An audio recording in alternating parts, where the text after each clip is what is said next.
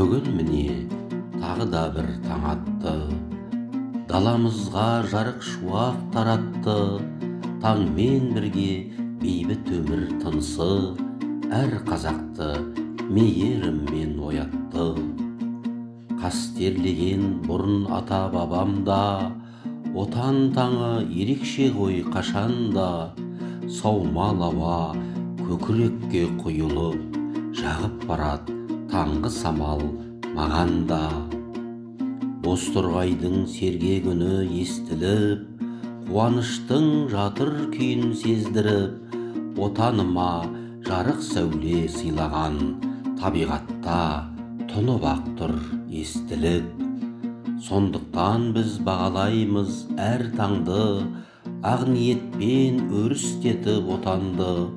Желбіресін бейбітшілік көк туы, қыран ұшқан таңдап алған аспанды. Қыран ұшқан таңдап алған аспанды. Отан таңы